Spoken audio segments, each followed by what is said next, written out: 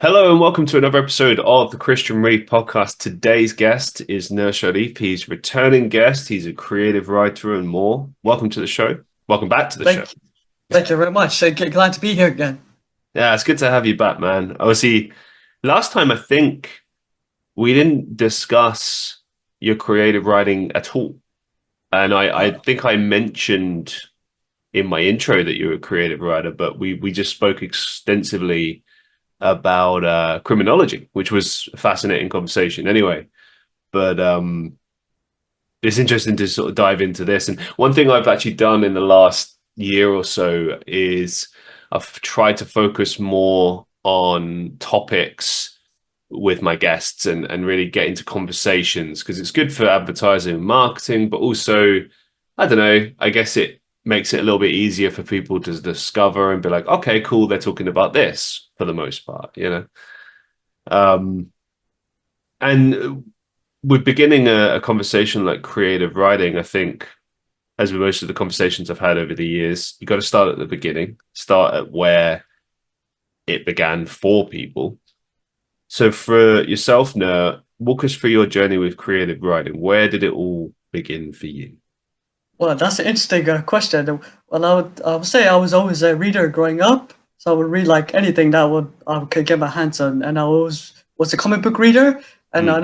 know they had the Marvel comics and the DC comics, and I was as well as the pictures. I was also so fascinated by the stories and how you could tell a compelling story in a short amount of format and stuff. And so I was also a film lover as well, and I thought to myself, have that. How can you tell a good story, and then bring it to life and stuff. And I think like I remember one film which was a key influence in my life, which was you probably heard of the Universal monster films like the Frankenstein, Jekyll Yes. and Hyde. And I remember like there was one film I remember watching, which was I think it was the 1930s. It was made in the 1930s, but I watched it in 2022 and stuff for the first time. It was called The Mummy, by Boris Karloff, and I found myself after watching that. I thought, this is what I'm going to do for the rest of my life. I want to be a writer. I felt it was my true calling in life. It actually influenced me to write it. Just get the pen and paper and start writing stories wherever came to my mind. What was it about those initial monster movies that stood out for you? Like, because obviously they were made at a time where storytelling and writing and filmmaking were very different. So, is there any like key qualities that stood out for you that influenced you in particular? Yeah, I would say that is the way that I think the characters were represented because I think the key theme was that if you look at it more in the analytical point of view, the monster wasn't really the bad person. So you got like Frankenstein, Jekyll, Hyde, and those type of characters. They were just Mm. misunderstood by society and stuff, and they just want to be accepted. Yeah, that's the interesting one, especially with Frankenstein. Obviously, people there's that common misconception because obviously Frankenstein is not the name of the monster. It's Frankenstein's monster. Frankenstein is the scientist who creates the monster, and it's as you said, it's this sympathetic monster. It's the monster lashes out because it has been created in this kind of sick, kind of weird reality by this scientist. And now, what is my calling? What is my purpose? Why am I here? And obviously, it's a combination of reacting to the people that are afraid of you, but then also trying to understand oneself. What is my purpose? What is my reasoning? There's so many elements to it. And it's crazy how, like, a lot of the time with modern storytelling, a lot of those key kind of qualities within a story are missing. And people wonder why some of the stories don't sort of hit home with people. And it's like, well, you need to find some relatability in it. And it's refreshing to see that stories that were made, say, hundreds of years ago or 100 years ago have that kind of relatability, you know? Yeah, I think So, yeah, so go on. yeah, I think that's a very good point. Is something you could connect to as an audience. For sure. I mean, I think if you take something like Marvel as an example, it's fun. It's fun seeing fantasy stuff, but there still needs to be relatability.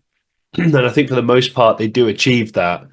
But sometimes when it gets too far away from who they are, and it just is all about superhero stuff. It makes it difficult, I think, for an audience member to really have a footing in it,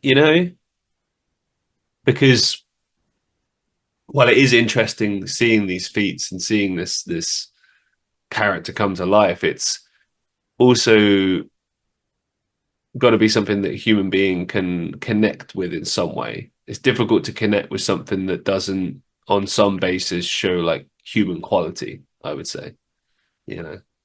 But again, that's just my opinion. People will disagree with me all the time. I don't mind. Um, this is interesting. In your opinion, why is creative writing important? I think creative writing is important because it has, I think, the power, in my opinion anyway, it has the power and ability to change perhaps or influence a society. Because with storytelling, because with comparing writing, just like the storytelling of films or television and stuff, you could tell pretty much any story or any character you want. And if you have like a character that someone as a reader could relate to, for example, let's say if you had a character who had mental health issues, and someone who's dealing with mental health could perhaps connect with that character, connect character better, and make them feel more excited and accepted. Sorry, and I think yeah, I think storytelling does really have can change the world if you tell a very good, compelling story. Yeah, especially I see it with modern films as well. When you have like 10 different actors attached to a project and they're all really great actors, but then the film flops and people are like, why? Why did it flop? And I'm like, story. It's your story. That's all it ever is. No matter what, you can have all the money in the world, all the greatest actors in the world, the best resources, but if your story sucks, you have nothing. And it blows my mind that basic thing is overlooked a lot of the time. I think particularly the big film companies sometimes just think that like people will buy into a brand, and like there is an element of truth in that, but a lot of the time that's not the case. I mean, we're seeing that with Joker 2, and it's a real shame because I'm actually on the side of saying that I don't mind when filmmakers take risks. I think it's important to do that. It's not the first time we've had like a musical situation in a film. Um, it's not my personal preference, but I do think that a lot of their stylistic choices from a creative writing perspective are questionable because they basically I saw a really good breakdown on, I can't remember the YouTuber's name, but I thought this was really solid. They basically said something to the effect of everything that you see in Joker 1 is systematically broken down and destroyed in Joker 2.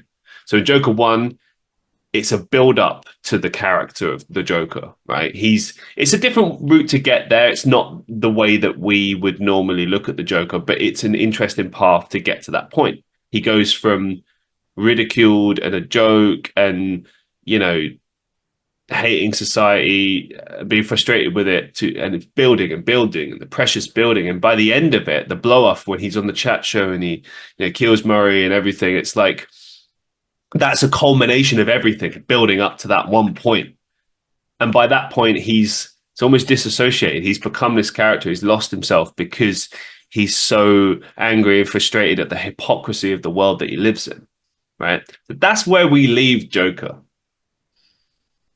Fast forward to Joker 2. Now, I've not seen the film, but I've seen like a million breakdowns, clips, you name it, piece together what they've shown. I think eventually I'll sit down and give it a full run through. But from what I've heard of the story, apparently spoilers. I think it's obvious.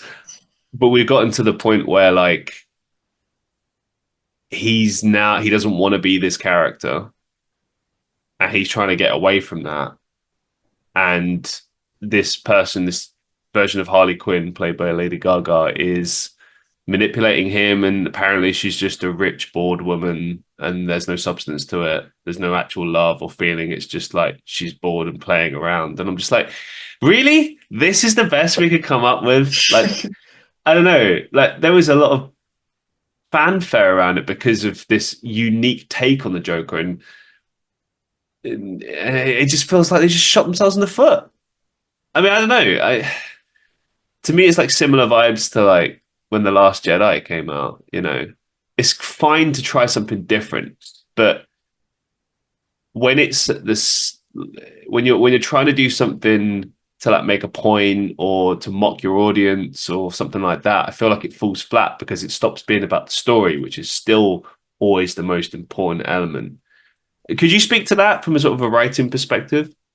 Yeah, it's actually interesting that you brought that up because I would say a franchise that fits in just the Jurassic Park series as well. Because I know you had the original trilogy, and then they made I think the sequels, which is Jurassic World series and stuff. And I thought the first three films were excellent because you had a beginning, middle, end, like you about how the park started. All the characters were fantastic. Story was phenomenal, and I thought there was no mistakes in that film whatsoever because everything was beautifully written and yeah, done. And then you obviously had the sequels, which was the second and the third one, and you still had. I think that what's interesting was you still had the fear factor because I know in the third one, like they brought back the original character played by Sam Neill, which was Dr. Grant, and Mm. but when Dr. Grant goes a bunch of group of unexplorers, but they've never been on the island, but he has. And they don't understand his fear of, why he doesn't want to go back. He refuses and says, we have to get out there when the plane crashes. But then, and I thought that was great because it had a good, ending as well of how, they all believed that they left the island and never want to return back again. But then when after I think when it was I think it's 2015 when Jurassic World came out, I believe and stuff. And I thought to me I felt it was just a same thing all over again. What they did in the first three films, there was nothing new. They got new characters, but there was to me no fear factor of why there's dinosaurs running around. It was a more of a attraction park, and everyone was like Universal Studios. It got accepted that there's nothing on about it, like a T-Rex, running around the park that could potentially kill someone. On the original one, you had that fear all along, even behind the cage when them. But that's the thing, isn't it, with the story? You broke it down like really well there. The first three made sense and they connected with each other. From my understanding of Jurassic World, it's connected to those films, so it's in the same universe, but the idea is they're like revisiting, and it's like, how stupid would you have to be? Like these characters, it's like watching a horror movie and you're just getting frustrated at the characters. Like, why would you run this way? Why are you doing that? Why are you so stupid? Like, it's difficult to relate to the characters when they don't act like how normal humans would act. Like if this was real and we brought back dinosaurs for real, would we really keep going to the island where they are, or would we maybe just like not go there? You know what I mean? Like, I don't know. I mean, maybe I'm just crazy, but there has to be an element of realism, even if it's fantasy. Yeah, I get that because people would just be like, "Oh, it's not real, Christian. Why do you care so much?" And it's like because I like my fantasy to at least have some realism in it because that enables me to suspend my disbelief. If you just go, "Oh, just accept it because it's not real," I'm like, "Well, no, I just don't want to watch it now." I get this a lot with professional wrestling. I know everyone hates me going on about wrestling. I don't care. I love it. The reason I love it is because when it's done well, it's compelling, it's emotional, it's live action theater. It pulls you in. When it's done badly, it's just painful to watch, and I can't defend it because there's no sense of realism in it, and it's just you know bad storytelling. But when it's done well, it's some of the best storytelling you've ever seen, and I feel like a lot of films could learn from professional wrestling as far as like how it's structured sometimes, how it's particularly how a storyline plays out over TV and then eventually a pay per view and you get your payoff. I mean, that's not dissimilar to a film. Like you build your characters up, you build your story, you get your audience connected with that character and with that story, and by the end, you give them a payoff.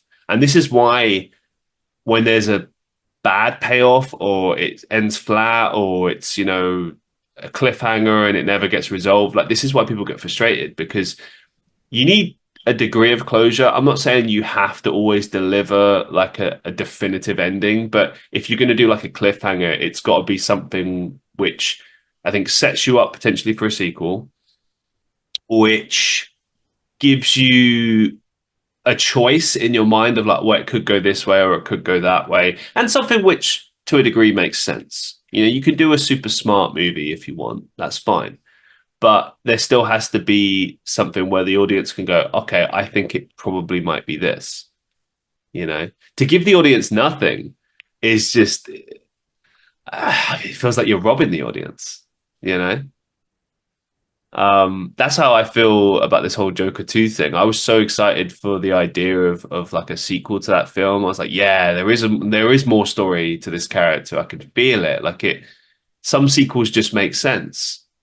And this one is just like again, the guy that did the review, I'm so frustrated I can't remember his name. I'll see if I can find it afterwards. But he remarked about how it was like you've robbed fans of the Joker, you know, because they came to see a movie about the Joker, the Batman villain, right? And yeah, I know we're not going to get a face off with Batman, but still, you want to believe that there's like, okay, he's becoming this character, but you basically retconned everything he did in the first film and made it pointless.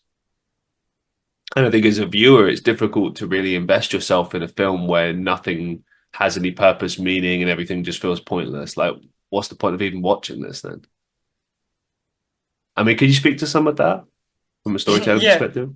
yeah, I think that it's quite interesting because, like you mentioned, Joker and stuff. It reminds me of similar to what they did with the Planet of the Apes franchise, the new, I don't know, the new Oh, trilogy. Planet of the Apes. Yeah, yeah, yeah. So because I know, I believe because Kingdom of the Apes only came out 20 this year, 2020, early this year, 2024. I Yeah. believe the Kingdom of the Apes, and I know fans who are huge fans of the franchise. They've been waiting since 2018 because that's when the last film, War of the Apes, came out. And obviously, being a huge fan, I was waiting all those years when this film came out. And when I watched it, it was this huge disappointment because you're thinking that either because the last one left it off as a like a good ending, but open for a sequel. I think it's gonna carry on where that film left off with those same characters. But then whoever wrote the story for it took a bigger risk, introduced completely new characters, completely wiped out the events of the original. Whatever the original trilogy was, mentioned no names of any original Ah. characters, and to me and stuff, the story was quite poor because my understanding is it meant the conflict should be about the apes and humans in the original, even the Charlton Heston films, but they made it in this one all about the apes, and I thought that was quite poor storytelling. I know they want to make it two more films to this now, and see where that direction will go. So kind of like an ape civil war situation. That's kind of what they're going Yeah, for. Yeah. yeah, they Yeah, I mean, I think right at the beginning of that, you nailed it. Like as to the reason why it didn't do well. People are expecting to see the characters they love. You can introduce new characters, new generations, absolutely, but you still have to give a payoff. You have to give people the original characters, have them interact with, introduce these new characters, form relationships with them, and make the viewer care about these new characters. Why should we care? Why should we care about these new characters? You know, unless you've got a really big reason why I should care, I don't care about them. I just want to see my beloved characters, but I don't have them because I've got these new characters that I don't care about. A good example of this is the final season of Scrubs. Really, really good example. It's a long running TV show, and people loved the original crew. And like, yeah, they tried to introduce new characters here and there. They did a similar thing to what you just laid out there. They had a pretty decent, as I understand, ending finale in the previous season that kind of tied up stories fairly well and stuff. And then they did this completely new series where I guess they were trying to like reboot in a sense. And like halfway through, they started bringing back some of the older characters and doing this weird kind of like mentoring situation thing. And apparently, it just fell flat. Like there was all these new characters that you didn't care about. They didn't really do much with the older characters. They were just kind of doing like cameos, and that's the problem. When it's convoluted and there's no focus on the story and there's no payoffs and anything, it just becomes this thing where you're just sitting there looking at it and going, "Is this just cash grab? Is this just for money?" You know, like it always comes down to the story. yeah. Like, for example, I'm a huge fan of the Matrix trilogy, the original trilogy. So I was so excited to see this fourth installment, Matrix Resurrections. Have you ever seen the original trilogy or any of the Matrix Uh, movies? I've seen the first one Okay, fair enough. as well. Well, first one's like classic cinema. The rest, I don't know. I thought it was a good trilogy. Um, some people complain about the third one, but I thought it was a decent, good, solid trilogy. You know, each one has its own story, and it all connects well together, and it leaves you with a decent ending. Matrix Resurrections is a movie that didn't need to be made. Um, it's not the movie people wanted. It's not a story that people wanted. It was unbelievably disappointing. Is the best way I could put it. Just, I'm not saying that audiences are always right. I'm not saying that like just because people don't like it means it shouldn't have happened. But like, I think that when you have a beloved franchise and people are eagerly anticipating something, and then it finally gets released, and it just does not in any way connect with your audience, I think that should tell you everything about like what your story is and why it's not performing. Like you can't please everyone all of the time, but I think you can give it a good shot if you focus purely on the story and trying to tell something that is more or less in the ballpark of what people want to see. Like people like always formulate their own opinions and like ideas for what could happen next, right? And when you do something that's like so left field, completely far, like just in a different universe from what people were expecting, it's rare that like that could ever really pay off. I feel, and I think a lot of the time it comes down to people just feel robbed. You know, Yep. people feel robbed. I can't put it any other way. According to masterclass.com, Yep. the purpose of conflict is to move a story forward. If nothing is at stake, then a person's choices don't matter much, and the audience will begin to lose interest. If you always give your characters what they want, your story will lack tension. Do you agree with this assessment? And do you think it's possible to write an interesting story where the main character always gets what they want? I think, yeah, I would say I would agree to that to an extent because I think in every story, conflict is key and central because that's what, in my opinion, drives the story forward. And so even though I know that I've read stories where, even including play scripts, where there's been only two characters throughout the whole play, and there's like so, but the conflict is still there. So it's like a bit like I guess Jekyll and Hyde. You have even though he has a conflict with himself, and so I guess because when you give the character what they want, I think at the it's like in a play script, you got the three acts. You got the act one, act two, act three, and I think in the first two acts, you set up the problem. You're thinking that's the end of the character. He doesn't get a happy ending, and therefore it's all over. But then in the final act, you sort of resolve all the issues that they dealt with, any conflict that they had. It's all been dealt with. They got a happy ending. Everyone's got closure, and but you're given them the character what they wanted, which is the happy ending. And I think a perfect example of this actually was quite interesting because I was actually talking about this to someone the other day, which was the Dark Knight trilogy actually. Mm. And I think because to me and stuff, that's in my opinion probably one of the best film trilogies of all time because you got a beginning, middle, end. And I think the way they did it was in the first Batman Begins.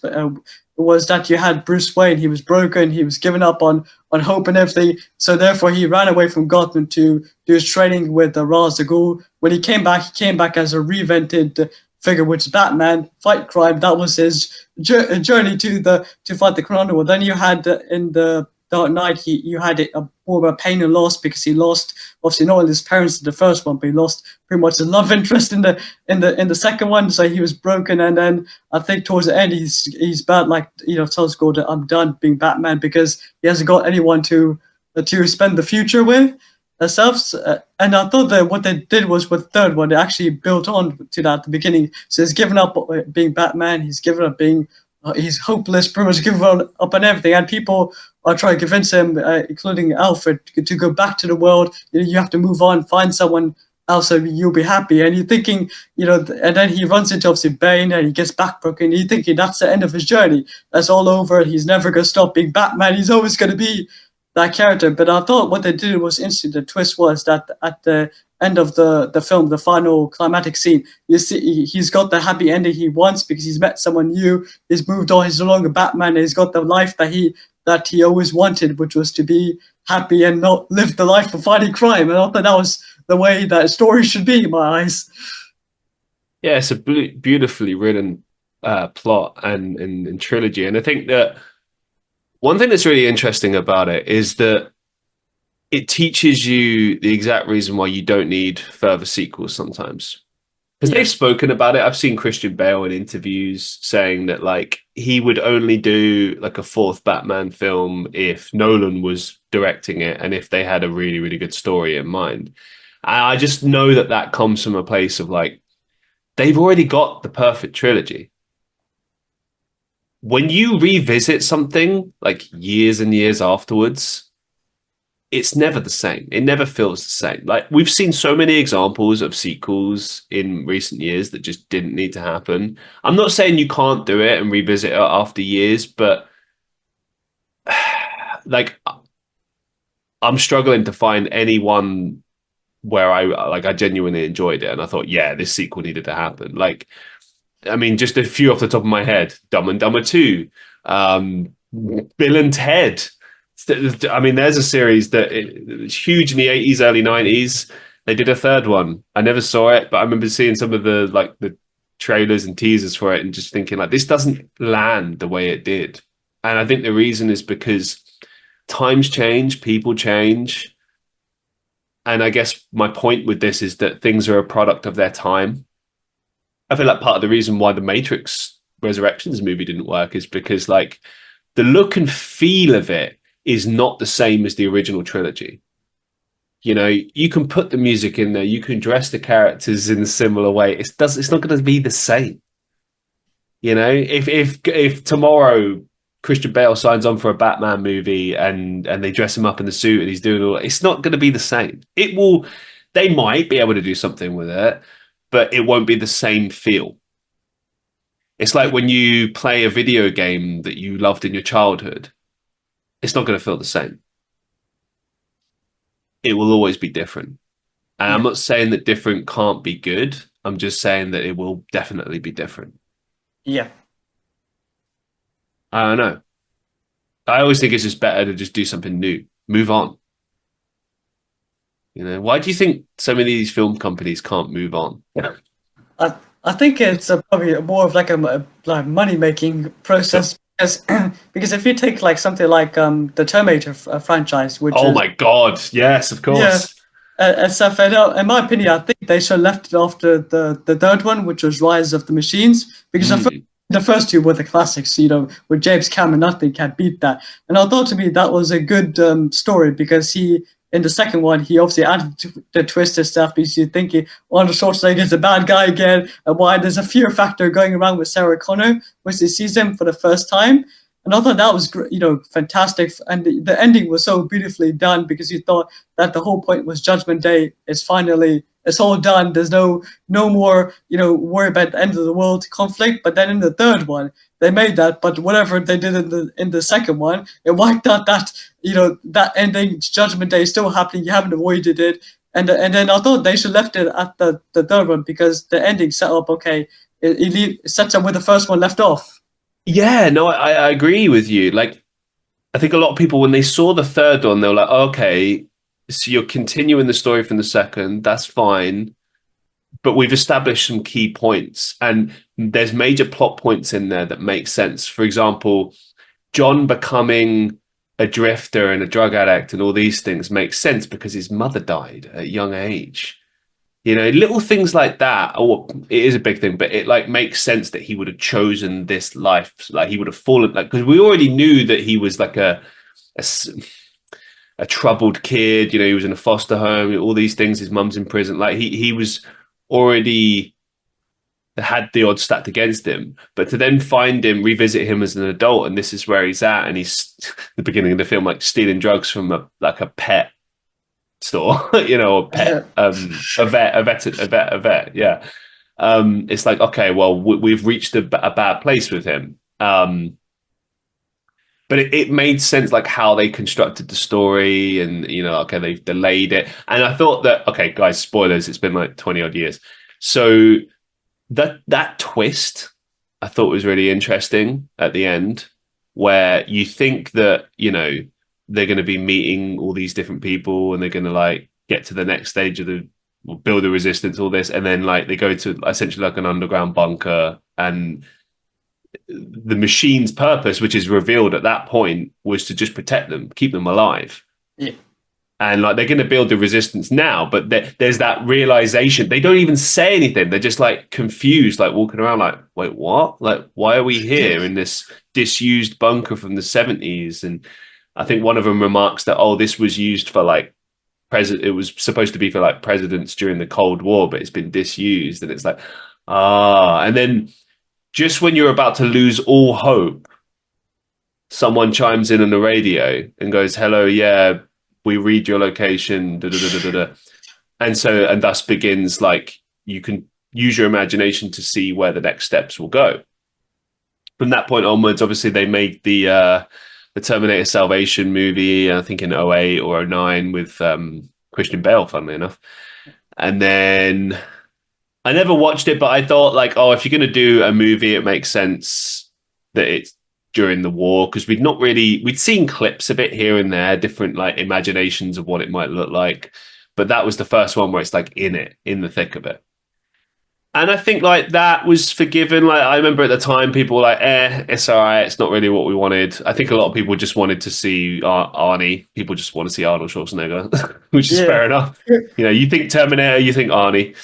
Um, that's fine. You know, you try something again. I didn't penalize them for that at the time. I was like, yeah, try something different. Why not?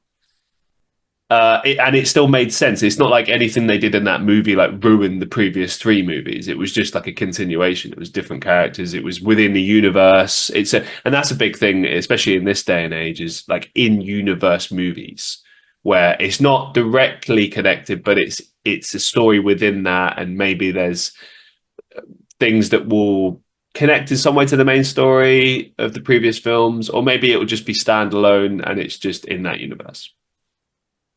But as you outlined there, it's gone way too far. They did Yeah. what was the Genesis was the final one, wasn't it? No, no, sorry.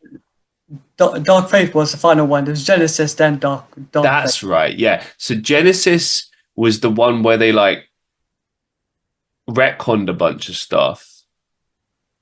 Or like they interfered with the time like that. Like I think anytime you bring time travel into movies, it's always going to be a bit risky anyway, unless it's like, you know, integral to the plot point of the movie, like, and which it was in those movies, but like it just felt like, oh, we're going to add another hat on top of a hat. Like that's kind of the vibe I got from that, you know, because they already travel back in time anyway, but now they found a way to travel back in time and change the fates of everyone and everything. And I think the only thing that was really cool about that movie was that like you got to see like reimaginings, like Arnie young in CGI was kind of cool, I guess. And then old Terminator was kind of a fascinating concept. But it did feel a bit like we didn't need this movie. I don't know. And then the Dark Fate one, I've not actually seen that one, but as I understand, that one fell flat. I don't know the reasons why, so I can't really speak to that. But I feel like maybe it was exhaustion. Could just be like people just, yeah. Because the only thing that was really cool about that was seeing Linda. Is it Linda Hamilton? I think her name is Yeah. returning to her role as Sarah Connor. But did you see Dark Fate? Yeah, I saw it. Yeah, I saw it. I think once and stuff when it came out, and to me and stuff, I felt there was no point in making it because uh, uh, uh, I think the way they made it set out was that it's meant to be a sequel to, I believe, Judgment Day, so like complete the trilogy of the first two the Cameron films. Oh, this is interesting. Yeah, I just because something just came to mind, a big spoiler. Um, so that's definitely a retcon, that one. because they're saying that the third one didn't happen, right? So Yeah, it's, as you said, a sequel to the second. And in, I believe, the first 5 minutes of that movie, they just kill John Connor, if I remember yeah, correctly, which um, that changes everything. yeah, And that was the whole point, wasn't it? They wanted to change everything and I guess do a new trilogy, but by doing that, they just completely destroyed the franchise for good, I guess. yeah. I don't know. What happened on what? Could you just give us that quick synopsis of the story past that point? Because I feel like if once you kill John Connor, like that's kind of it, really, isn't it? Yeah, so I thought, and the other thing I think they missed out was that because in the first two films they reference Carl Reese, which is meant to be Yes. John Connor's what's called a father, like the one that he sends back to the future. And in this one and stuff, like since then they mention no reference to Carl Reese or whatsoever that he came from the future, and it makes you question: does that timeline now change? Does he even because if John Connor doesn't, if John Connor's been killed off in this timeline, then who's gonna send Carl Reese back in the first film? I said because if John Connor does exist, how does he go back to because John doesn't send it back to his older. And I think the way they were trying to do was they introduced obviously again two Terminators. I believe they introduced a one of them was like a again it was just a copy of the T-1000 who could shapeshift, copy other people, and whoever killed. So it's like a same character but just a different name. Then they had another character who was like a human slash I think the cyborg character. So she had human elements to it, but she also had like a cybernetic organism. And the fact is that the Terminator is not meant to be easily killed like that. But from what they showed, she lost energy every five minutes. Someone had to refuel her power cells. Otherwise, she'll die for good. And so it turns out that she was actually. I think I can't remember if it's her or another character, but one of them was I think meant to be fans that revealed that they're like oh no, the lead female character was the daughter of the I think the cybernetic I think they're Uh, related somehow. And I thought that doesn't make sense because from a Terminator, normally what Carl Reese says, he doesn't feel any emotion, pain, or anything like that. So how is a machine able to have emotion? And then you had Arnie obviously back again, and now he suddenly he's now settled down with a family, with like a wife and kids who adopted him, and then he's changed his name to Carl. And I thought they just ugh. they destroys the franchise because Arnie's meant to be this big tough guy, the bad. Even in the second one, he plays a good guy, but he's still the big bad Terminator who doesn't tolerate anyone. And this one, he doesn't want to. It seems he doesn't even want to hurt a butterfly in this one, which I thought just ruined the whole franchise. I that to me makes me feel like how I felt about Matrix Resurrections. Like in my mind, I refuse. If I don't like something, I'm like, it's not canon. Yeah, In my mind, Terminator is just the first three movies. Matrix is just the first three movies, and that's it. I refuse to accept the rest of it. I'm like, no, I don't buy your story. It sucks. I'm going to stick with this original trilogy and just romanticize that. Just, oh, why would they do that as well? I mean, from a business perspective, like, because you can't go anywhere with that story now. If their goal was, because I know that Terminator Genesis was a failure, and originally it was intended to be a trilogy, because they're always aiming for a trilogy. That's always the thing they're trying to do. Like, let's get as many movies out of this as possible. I yeah, understand that, but I think when your goal is not let's tell a good story, but your goal is how much can we squeeze from this, that's where your problem is. I'm yeah, not saying that you shouldn't have goals like that, but if you're gonna have goals like that, it's got to make sense. Like, I think one of the reasons why like the Shrek franchise is so successful is not because their goal was let's pump out as much as possible. It was that they were gauging it. Like no one could have predicted how successful Shrek would have become. That kind of took on it became part of culture, it became part of memes, it became, you know what I mean? And I think that they did a they've done a good job with that. You know, the first two came out, they were huge, massive successes.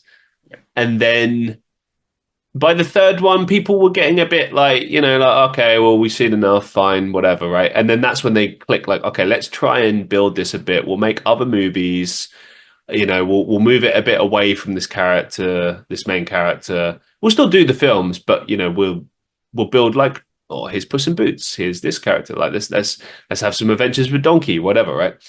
Um, They do Christmas stuff. Fine. I've always thought Yeah, holiday Christmas specials suck balls, but that's fine. Whatever. Like people like it, kids like it. Fine.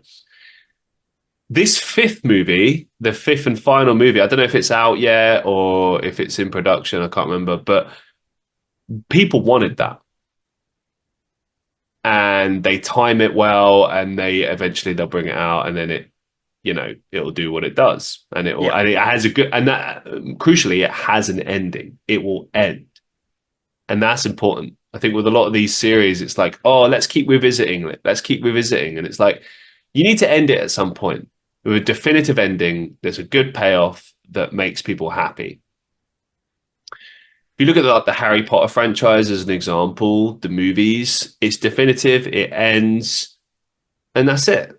And yeah, yeah, I know that they've done like stuff like the Fantastic Beasts series and everything, but that's like in world. It's not really a continuation of Harry Potter. It's just like world building, I suppose.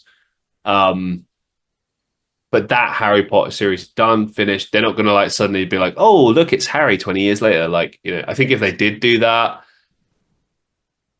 again, they won't be able to capture the magic of the original franchise. And I think it's important to know when to let go. I know I'm hitting this point home, but it can't just all be about money, man. yeah. I don't know. I don't know who I'm speaking to here. Like I'm just telling off Hollywood, like it's just like God damn it. Um, you've given a lot of good examples of like well written plots. What are some like good examples of just like really badly written plots that come to mind for you? Because I know you've also given some good examples of bad ones, but like right off the top of your head, that stands out like this is badly written. I would say probably the new stuff that the Marvel films have done and stuff. Okay. Because me, so I've been a huge Marvel fan. I quite enjoyed, like up to Avengers. I thought after I think it was the last Spider-Man, I think it was Far From Home or No Way Home. And I thought to me of that and Endgame that's when the Marvel universe should have ended because you killed off all the main characters. Or Captain America's gone their own ways, and that's the end of it. Then I think what they're trying to do, I think invented it again, like bring new characters. And I know because I believe with Black Panther, that was actually a good example because I watched the first and the second one, and the first one I loved it because I thought the story was good, everything was good. And I think everyone thought Chadwick Boseman was going to be in the sequel. Unfortunately, he passed away and stuff. And I think that they made the sequel, but they had Black Panther's I think sister. She took over the mantle of the role. And I think it got a lot of criticism for it because they said that there's only one Black Panther, which is Chadwick Boseman. And I think what they try to do was they try to do obviously a tribute to him. Well, I think it was revealed that this whole time he had a Black Panther had a son, and then they called the son the same name they call the Black Panther character in the first one with the T'Challa, I believe. But I thought the plot actually it failed because to me I think what Marvel were trying to do was they were moving too fast with the plot because it's like you bringing characters too soon, you're rushing things. There's no climatic stuff because I think it's going back because what they I think this is where again connected to the same point is where I think for me the DC universe fell apart with the I think it was Zack Snyder's universe. Yeah, because what they did, I think what they should have done was because Marvel they introduced characters one by one. Then you got the Avengers, then you got the solo films, then you got the Avengers film. I think what they did with DC Universe, they just had Justice League straight away, all the characters are in one film, and then they did the solo films after that. But it's meant to be a sequel to Justice League. I thought that if they should have done it the other way around, which was have Batman's character, have Superman's character, and Wonder Woman character as solo films, set them up, then they do in the post credit scene, have them meet each other, then recruit each other, then have Batman maybe recruit the Justice League. Then you got the Justice League, then have the then they could have sequels, but unfortunately it all fell apart with the Justice League, and now I think James Gunn is now trying to invent it by doing a new direction to it.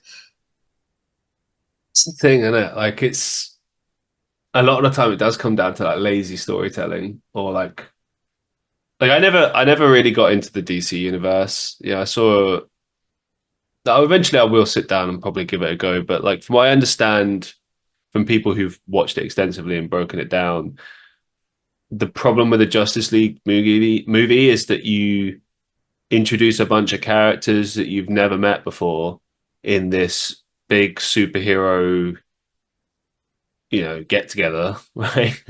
And it's like, if you're going to do that in a movie like that, you need more than one movie to do that, Like, Yeah, you can't just introduce Aquaman out of nowhere and not give me like a proper backstory.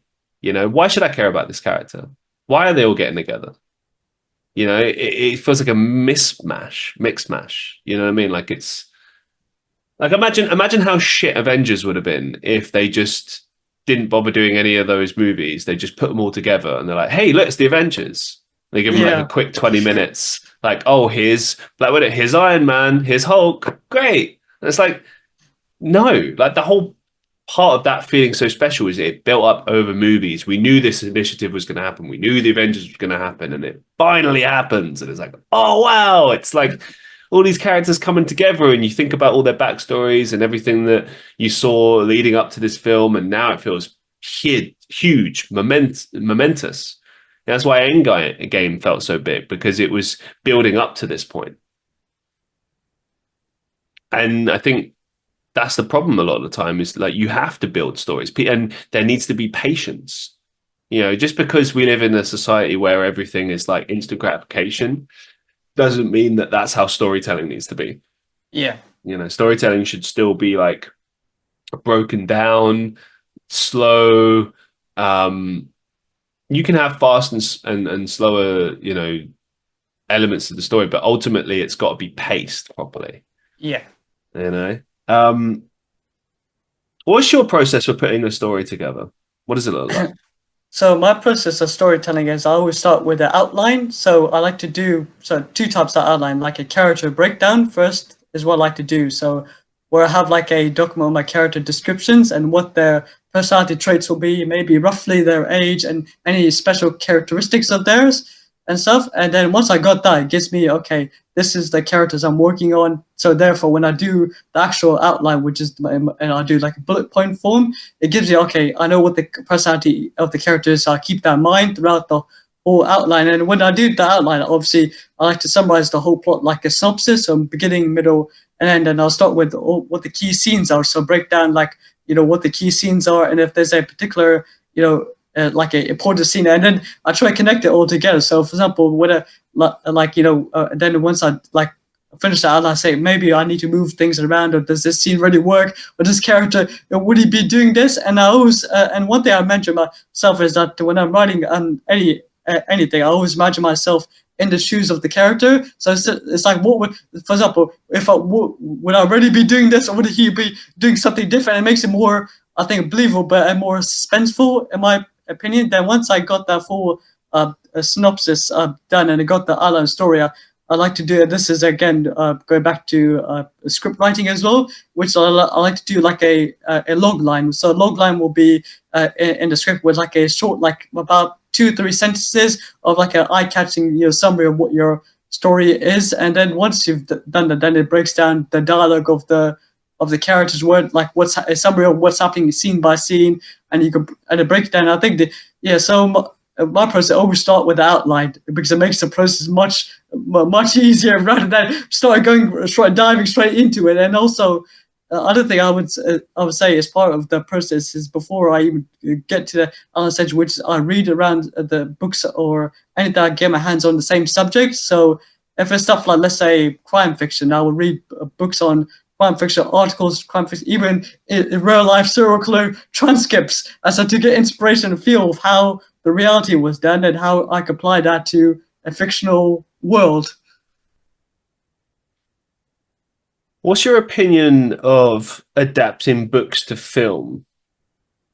Is it something in general that is done accurately in terms of exploring the story, or do you think it's never really something that filmmakers are able to accurately portray, a story coming from a book to a film? Well, what's your general opinion of it? I think I'll probably say I have a mixed opinions on that because there's been times where it has worked. For example, if you take like the Games books, the novels stuff, they obviously adapted, I believe, three or four films, and the films have been successful because people say it was accurate to what the books were. Everything was, perfect. But I think but most of the time, from my experience, what I've seen, I think it should be one form of medium. So, for example, I know like what they did with the Narnia books because I'm a huge fan of the Narnia series, the books, Mm.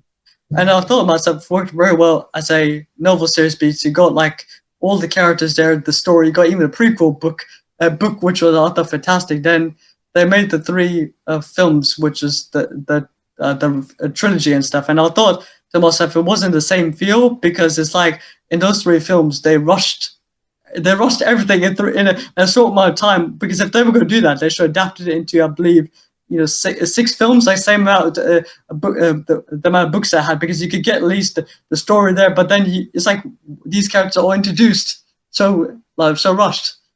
Well, this begs an interesting question because we're noticing a shift now when it comes to storytelling and the way people consume media, particularly with film and television. Oh, I say TV. TV doesn't really exist anymore, but series, I should say, on streaming platforms, because that's the big thing. Everyone streams now. Cinema is dying, unfortunately, even though cinema and films are amazing. Like you said, it would make more sense. Like for now, if they're going to do the Chronicles of Narnia now, it would be a series on Netflix Yeah. or Amazon. It wouldn't be a film series. Why? Because it's difficult to sit there for 3 hours and watch film after film after film. I mean, there's been I was speaking to a director friend of mine the other day about how exhausting it was watching movies like The Irishman for 3 hours. I couldn't do it in one sitting. I'd do it in like two because I'm like, you can't just sit here and absorb this story and get everything out of it that the director wants you to get in one sitting. Whereas a series is a lot more, you can drop in and drop out. And I noticed that good series will have like recaps and stuff. Like, for example, I've been watching the Borgen series on Netflix. It's been around forever, but they did like a revisited fourth season recently. It only came out like 2 years ago. And one thing that they've always done really well is they give you like a recap of what happened in not just the previous episode, but like other episodes that are connected with the story you're just about to see in this is current one. So if like for whatever reason you weren't able to see the story that you're watching like for 2 weeks, it's been 2 weeks, you might have a hazy memory. Now you got a refresher, so to speak. Whereas with movies, it's you can't really do that. You have to kind of be absorbed in it, and yeah, I think it is important to have that kind of experience. But yeah, human beings, our attention span just goes off in all directions. It's difficult to sit there for like 3 hours and fully appreciate something for everything that it. I think really movies shouldn't be any longer than 2 hours. Yeah. I don't know, but why do you think there's been such a shift towards series? Like, do you think there's anything to do with creative writing and storytelling that has meant that that's the case, or is it just a matter of consumption? I think like in terms of what they do, like TV series, more like I think like for example, it's more.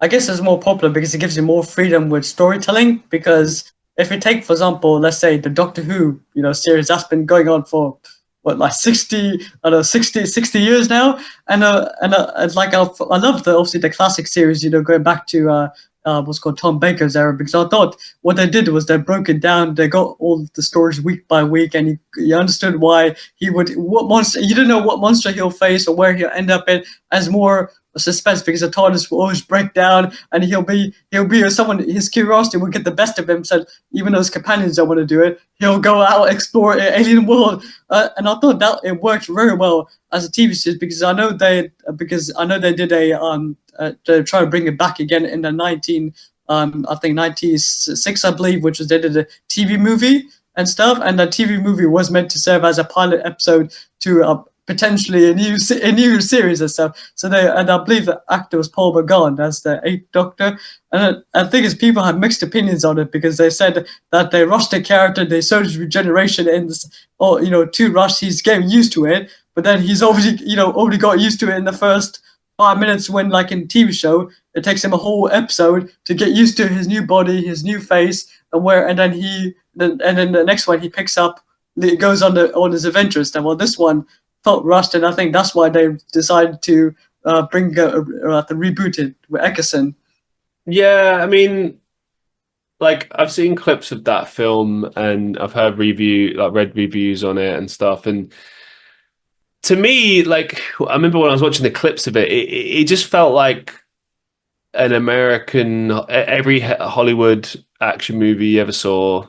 It's just very kind of like cliched and has all the tropes that you'd expect. And it's like, yeah, but this is Doctor Who we're talking about. Yeah, And as you said, there's like these things that you expect that weren't there. And I just think that sometimes things don't work in certain platforms, mediums.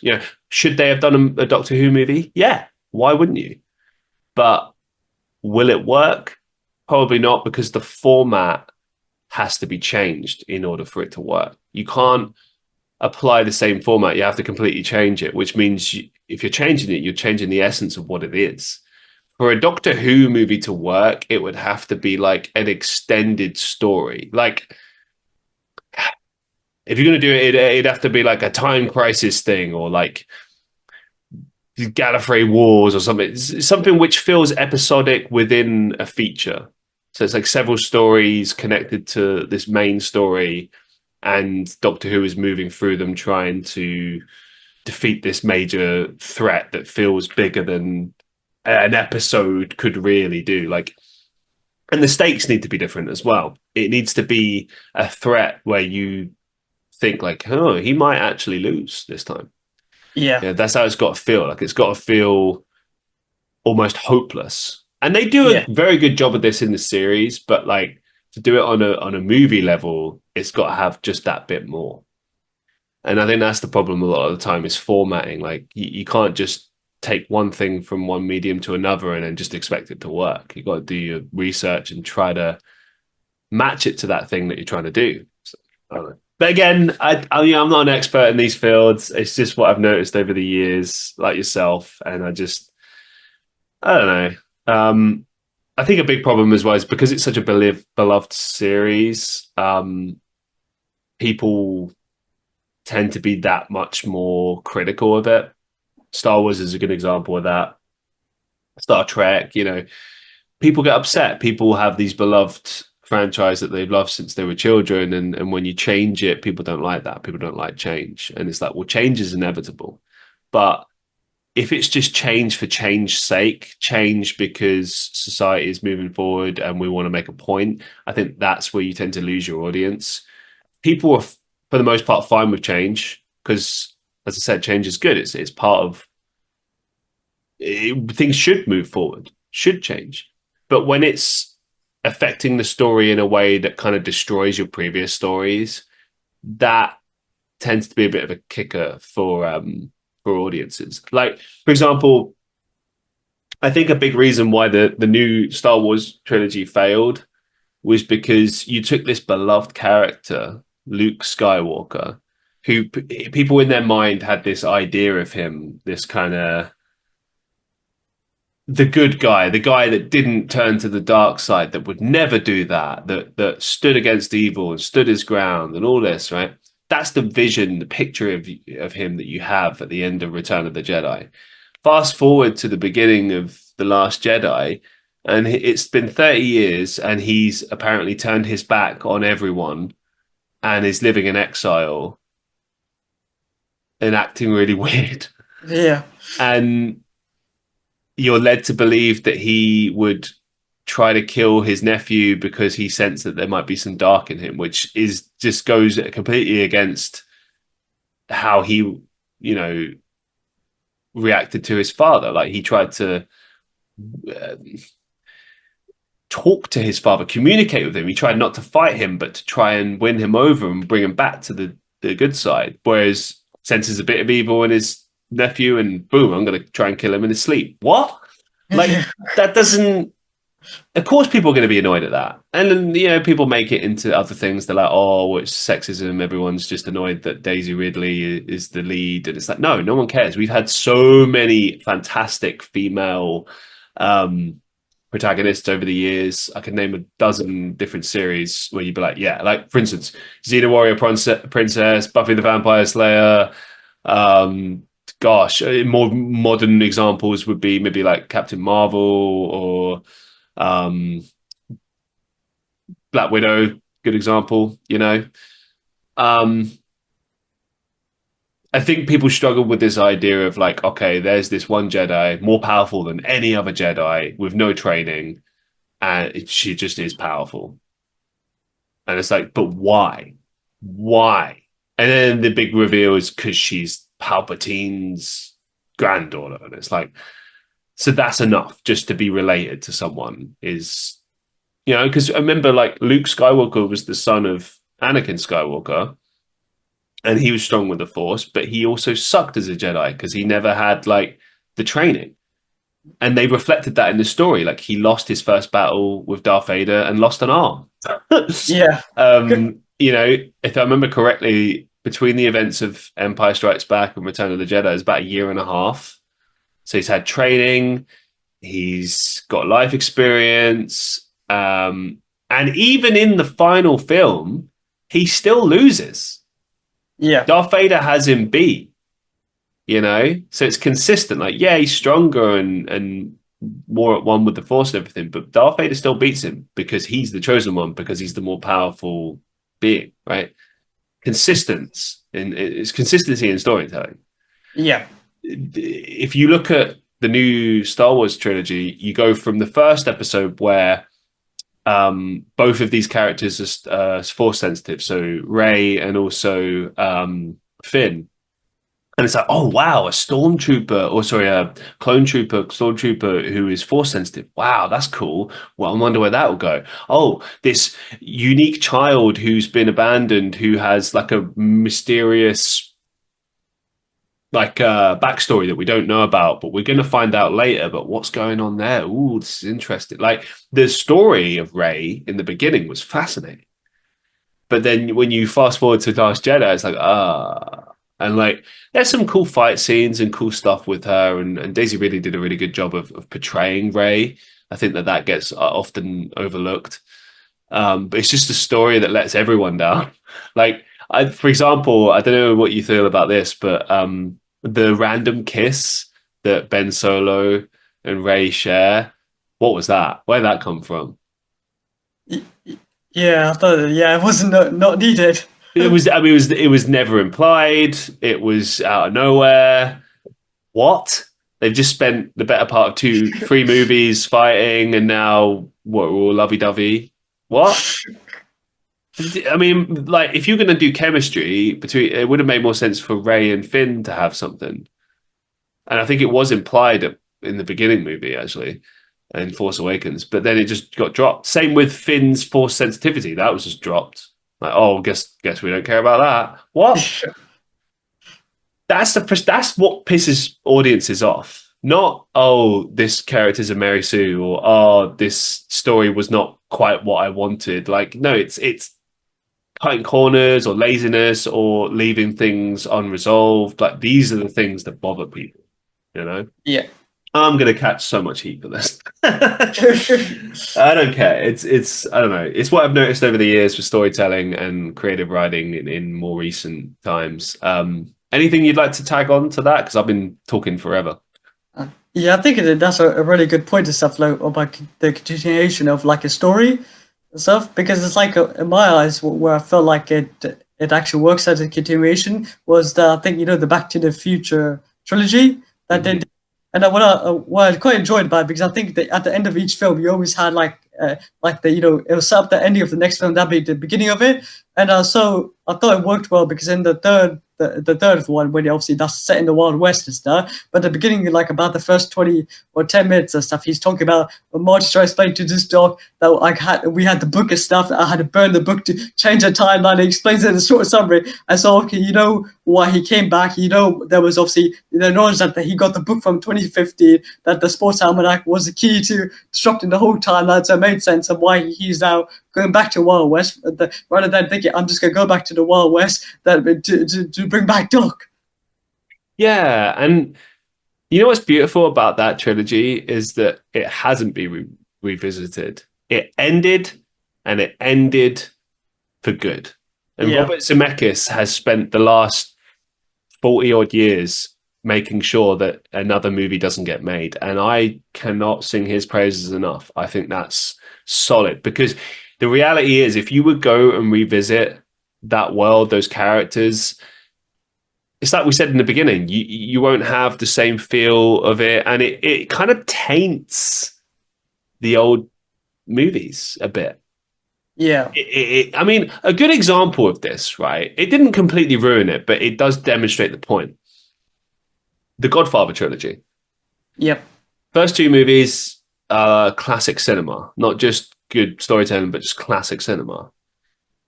That third movie was, I believe, made and released in like 89, 1990, I think it was released.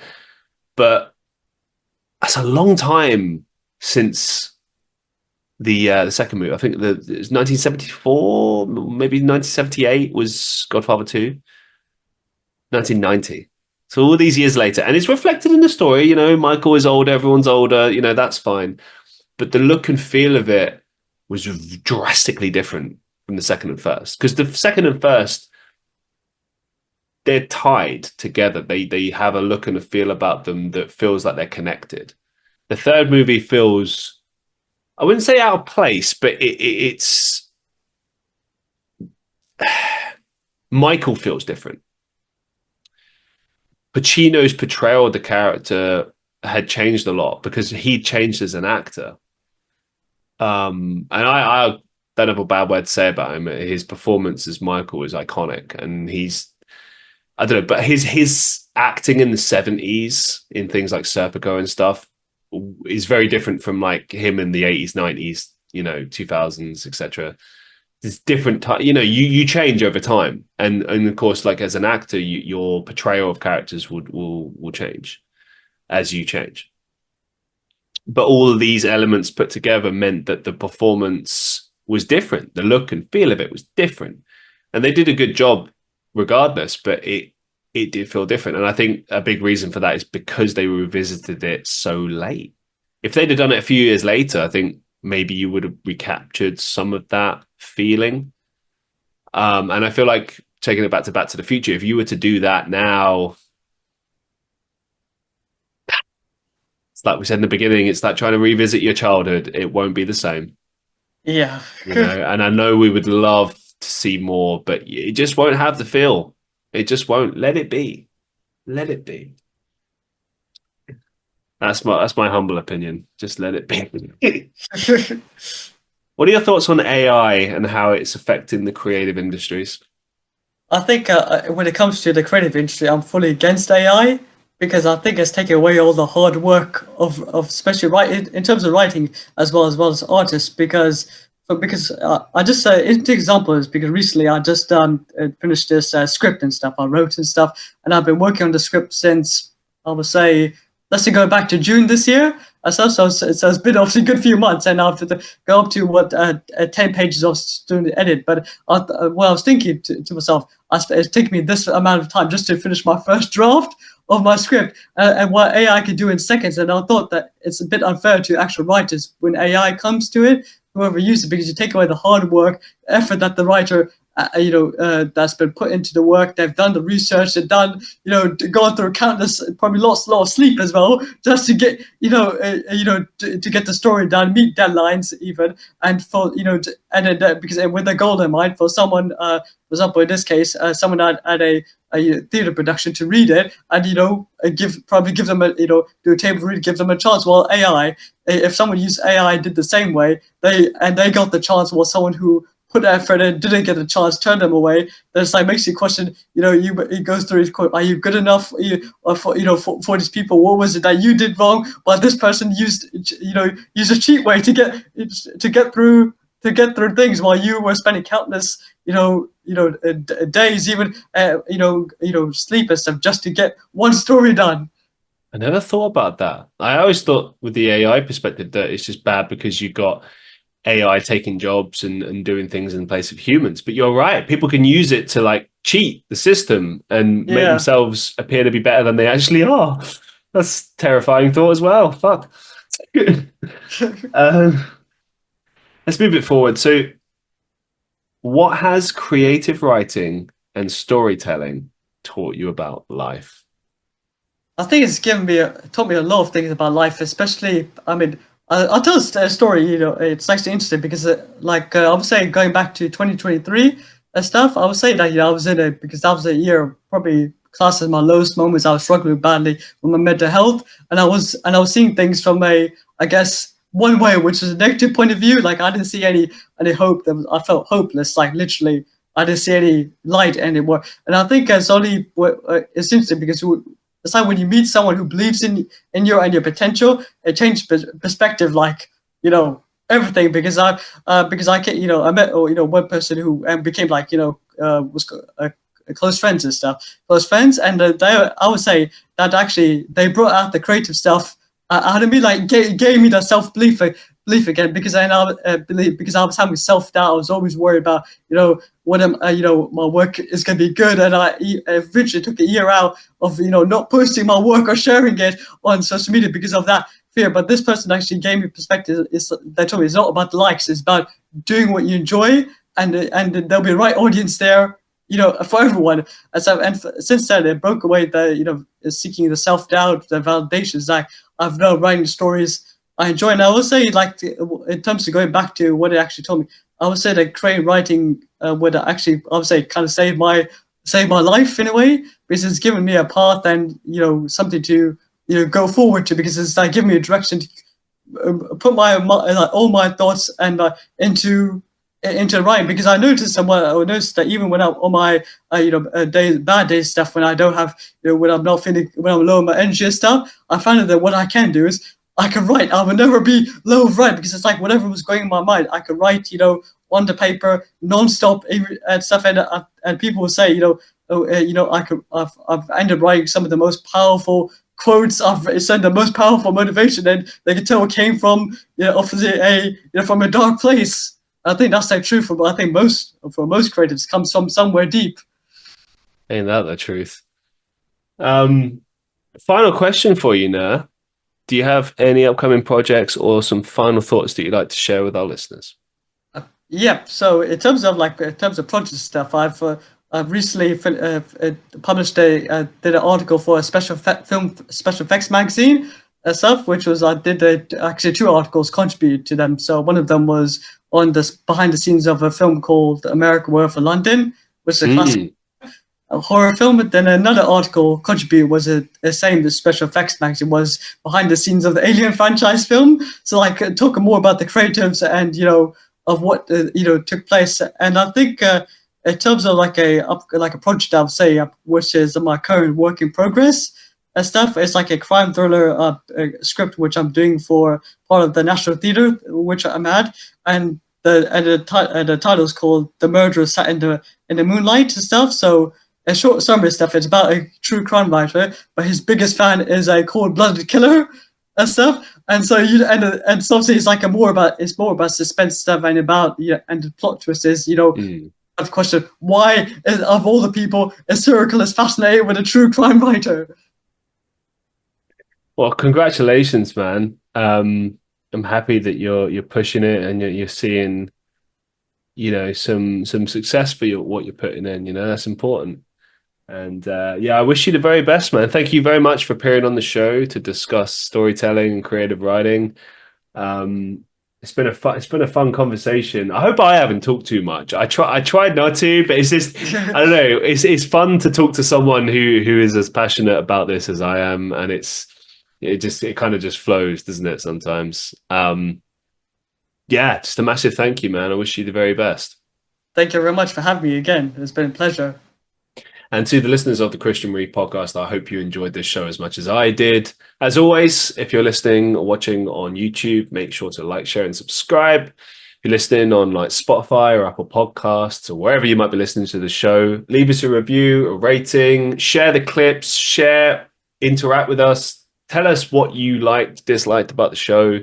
I'm sure there's a lot that people disliked about this one, and it's going to piss some people off. But that's good. It's good to have some sort of reaction, I think. and to get people thinking. So thank you very much for watching the show, for listening, and until next time, I'll see you in the next one.